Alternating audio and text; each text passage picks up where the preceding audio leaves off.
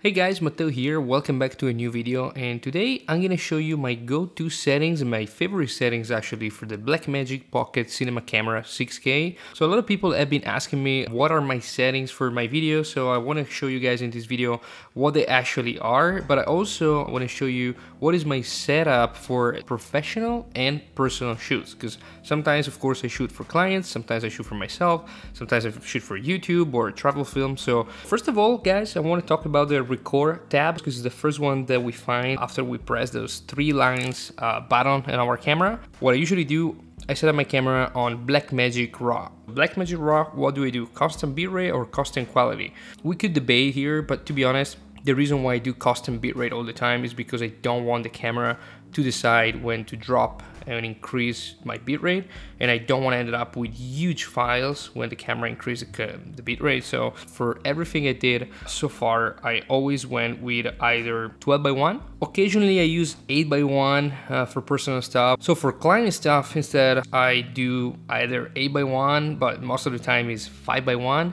There is a little bit of difference maybe between 5 and 8. There's definitely a big difference between 12 and 8:1. So I always try to stick to 8 or 5 for client work. People don't realize the cost of shooting right now. They think it's free.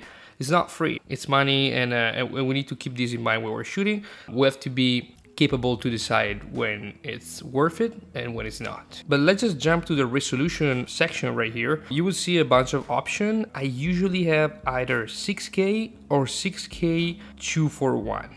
And nothing else really. If I have to shoot some super slow motion stuff at 120, I have to go to 2.8, 17:9. Even when picking the resolution, you're gonna save up some space on your drives, because 6K is 6144 by 3450, and the 6K 241 is 6144 by 2560. So you can have a little bit more time on your SSD or CFast when you're recording on the 241 resolution. Let's just go ahead here, and we press that little arrow on the right. We're gonna just jump to the dynamic range. Of course, here my setups are pretty straightforward. I shoot film, which is a log profile for Blackmagic.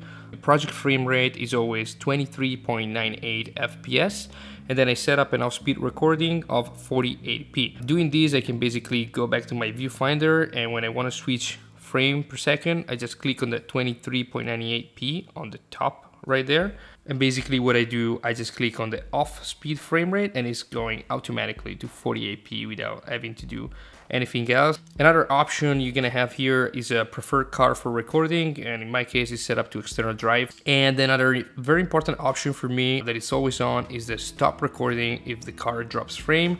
Because sometimes if you don't have that thing active and you're using maybe a corrupted drive or a drive or a card that is too slow, you're gonna still recording, but you're gonna drop frame. But it's always nice to have this option on, so in case I'm gonna drop some frames, the camera's just gonna stop recording itself. Moving on, we have a time-lapse mode if we wanted to activate it with all the settings. I don't have really anything else going on here. Oh, and you can see at the bottom right there, you can apply the LUT in file. You can basically bake in your LUT into your file, so if you have a super quick turnaround, you can activate that option. Okay, let's just jump to the monitor tab right now, and you can decide what you want to see in your viewfinder. In this case, I have meters, but you can also change to codec and resolution, and in that case on the bottom right you're gonna see your resolution, the codec you're shooting.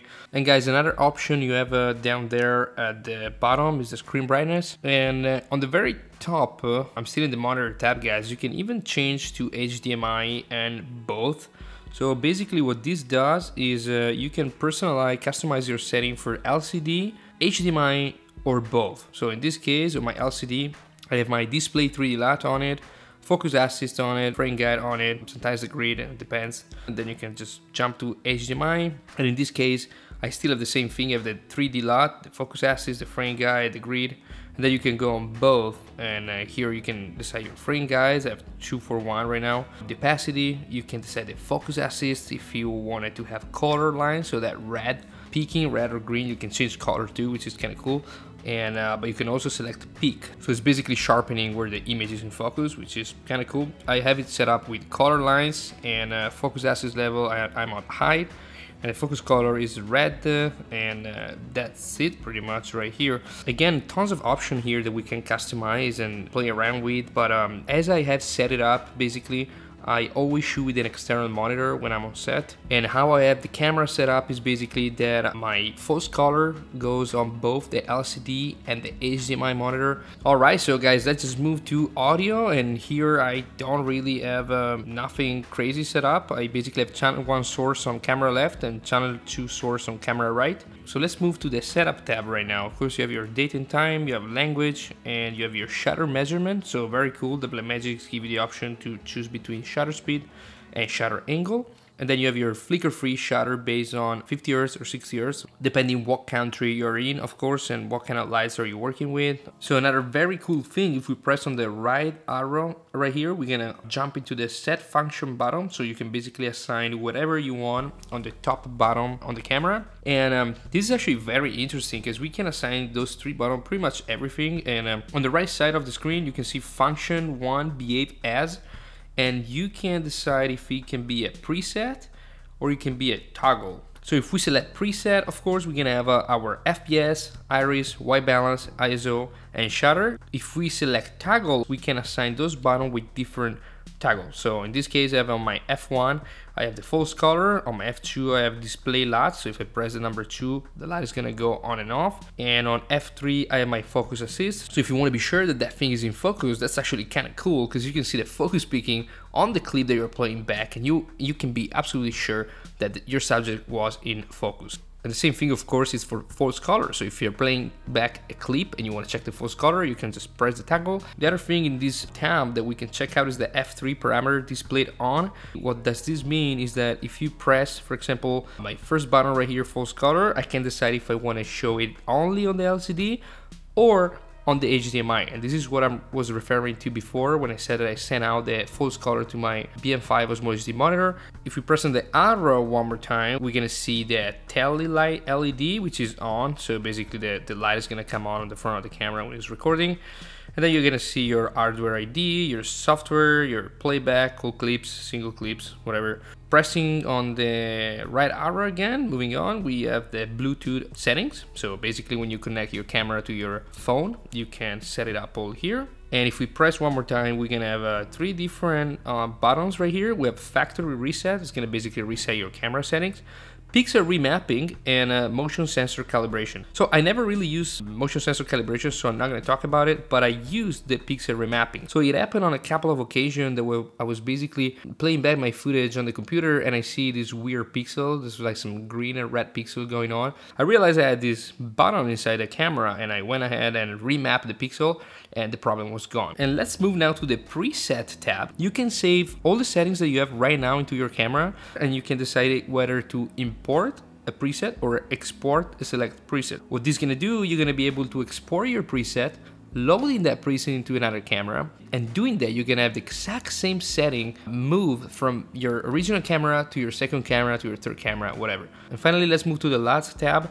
Of course, there's nothing too crazy here. Probably you already know this pretty well. I loaded up all my battery LUTs in here, so you can go ahead and delete one or select one, and you know, just scroll through them, import them, export them. I can do anything I want. But let's just jump to the viewfinder right now, because this is probably one of the most important part of the camera, because here you're deciding your ISO, you're deciding your white balance, your tint, your frame rate, your shutter angle. But let's just start from the top left, where basically here you can activate or deactivate a bunch of tools, including the grids or the frame guides and that kind of stuff, the zebra and false colors. It's basically a quick access to this tool where you can turn them on and off. So if we move on, of course, we have our frame per second. So in this case, it's 23.98. As I showed you before, guys, I can quickly click on it and go to off-speed frame rate, and in that case, it's gonna go to 48 frames per second, which is kind of cool. Next to it, we have the shutter angle. Usually, I've set it up at 180, and there are a couple of scenarios where I actually change my shutter speed. And one is when I have to deal with flickering. So if I'm in the street or I'm working with some crazy lights that flickers, I usually go here and I press on it and I jump to 172.8. Sometimes it doesn't work, so I go down to 150.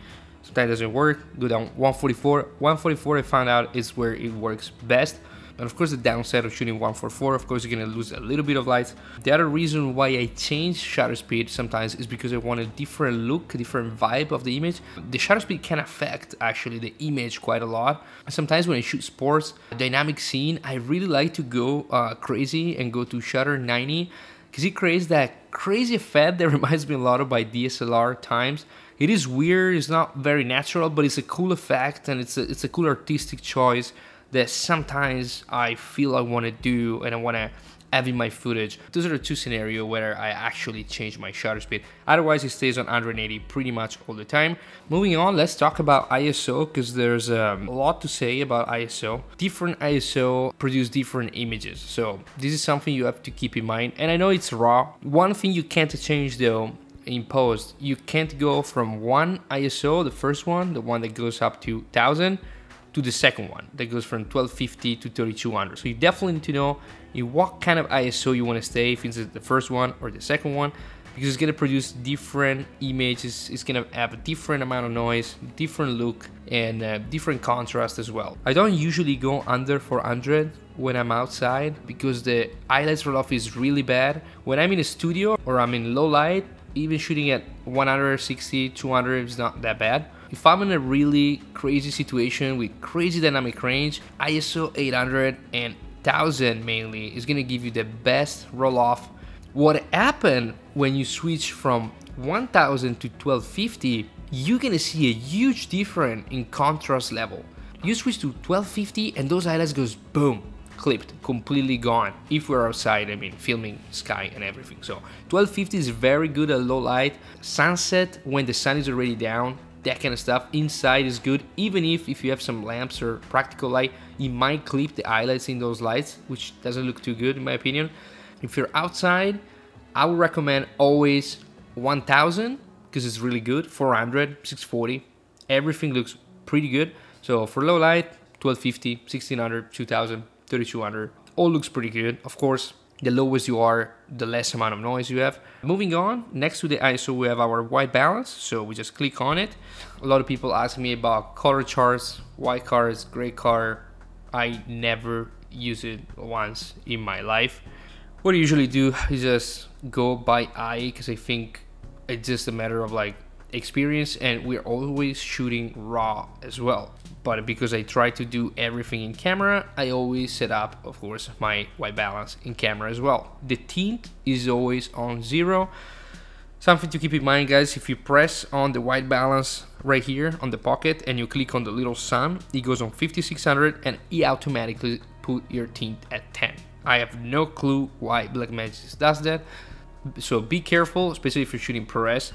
And yeah, I think I covered pretty much everything. One thing I wanted to show you as well, because it's kind of cool, if we swipe from left to right on the screen, on the viewfinder, while you're shooting something, you're gonna enter another menu, and here you can see clips and project tab. So under clips you have a slate 4, next clip, you have lens data. In this case I did an example and I put Leica 28mm, the reel, the scene, the take, good take, last clip, interior exterior. All of these, guys, it's metadata information, so you're gonna find all this stuff inside your color grading or editing software. And if I jump on the project tab, you can set up your project name. In this case I use the test, the name of the director, the camera A or B, and the camera operator name. In this case just set up Matteo. You can reset your project data and everything. Okay guys, I think I covered pretty much everything. I gave you a little tour of the Blackmagic camera in general, but I also share with you my settings and why I use them and in what kind of situation. And I want to say thank you so much to Mr. Swiggy, GK, DR Video, Flatland Films, Big Ounce, White Prophecy, Queeny Morel, Gustavo Vallejo, Erica Jacobs-Ware, Joseph Cornelison, and Noah Sandvik. These are the very first member on YouTube. Thank you so much, guys, for your support. I really appreciate it. And yes, that's a wrap, guys. I hope you like this video, and I'll see you in the next one.